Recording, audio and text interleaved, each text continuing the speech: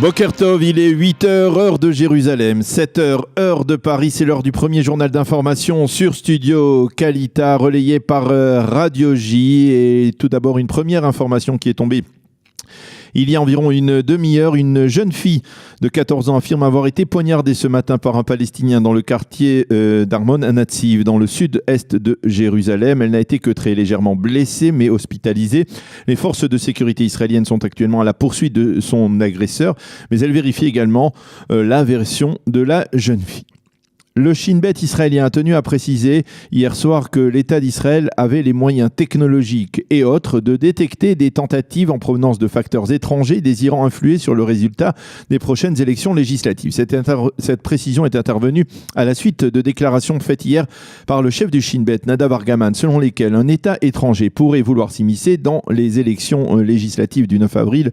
Selon le Shin Bet, les forces de sécurité israéliennes ont les moyens de garantir le déroulement légal et sans encombre de ce scrutin électoral.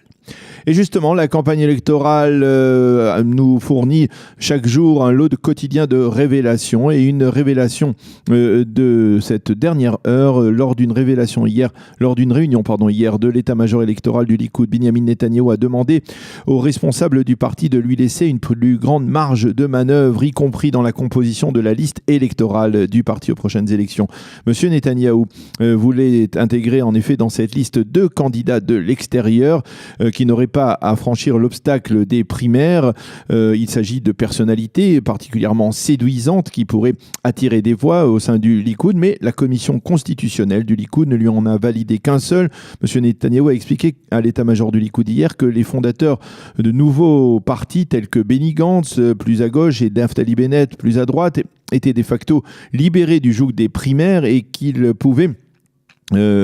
pouvaient donc façonner comme ils le souhaitaient la liste électorale de leur formation. Monsieur Netanyahou ne veut pas remettre en cause ou en question les primaires, mais il veut pouvoir rendre la liste électorale donc plus attractive, et il a affirmé hier que si 5 mandats du Likoud partaient à gauche et 5 autres partaient à droite vers Bennett, eh bien la droite ne reformerait pas obligatoirement le prochain gouvernement. Outre la possibilité de faire venir une star de l'extérieur, monsieur Netanyahou veut rendre la liste plus attrayante en repoussant les représentants des régions qui sont souvent plutôt des inconnus vers les derniers rangs réalistes de la liste électorale, c'est-à-dire aux alentours du 30e mandat. L'une des personnalités qui pourrait être sacrifiée serait l'actuel ministre des Communications Ayoub Kara, qui représente la minorité druze et qui ne se retrouverait qu'à la 30e place, qui n'est pas obligatoirement réaliste.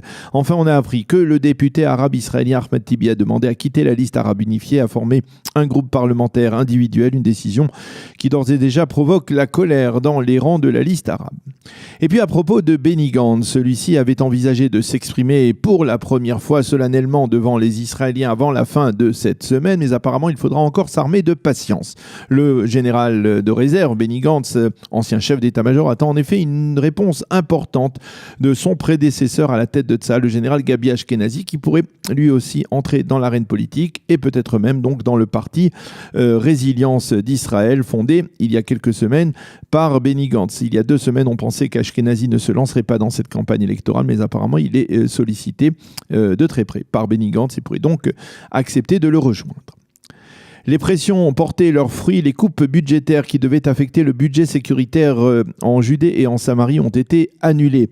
Ces coupes d'environ 20% à l'origine devaient affecter en particulier les positions sécuritaires, les patrouilles sur les routes de Judée et de Samarie et les caméras permettant de filmer ce qui se passe dans cette région. Mais apparemment donc les tensions sécuritaires de ces dernières semaines, en particulier les attentats qui se sont produits dans la région d'Ofra, ont conduit le président de la commission de la défense de la Knesset, Avi Dichter, à annuler cette décision de couper les budgets de la sécurité dans ces régions. Les obsèques de l'ancien ministre de la Défense Moshe Aaron se sont déroulées hier dans le cimetière de Savion en présence du président de l'État Reuven Rivlin et du Premier ministre Binyamin Netanyahou. Binyamin Netanyahou a déclaré dans son oraison funèbre « L'État d'Israël prend congé d'un leader émérite. Mon âme et la sienne étaient restées unies », a encore dit le Premier ministre. Le président Rivlin lui a insisté sur le passé bétari de Moshe Aaron. « Tu étais notre frère aîné, notre maître, un homme de courage et l'un des meilleurs hommes politiques que l'État d'Israël a eu depuis sa création ». Fin de citation. La météo pour terminer, eh bien le temps est très très froid en Israël avec des chutes de neige importantes sur le mont Hermon, également sur le plateau du Golan. Il y a plus d'1 mètre de neige en bas des pistes du Hermon actuellement. Le site les pistes sont pour l'instant fermées. Il a également neigé durant la nuit donc sur les hauteurs du plateau du Golan ainsi que sur certaines hauteurs du centre du pays comme dans la région du Gush Etzion. La pluie, elle continue à tomber un peu partout à travers le pays et les températures restent toujours très basses. Il fera 6 degrés seulement aujourd'hui à Jérusalem, 14 à Tel Aviv et 17 degrés à Eilat. Donc pour la météo et pour ce premier journal d'information sur Studio Kalita, nous allons marquer une pause et on se retrouve avec Igal Palmore, l'invité de la rédaction ce matin.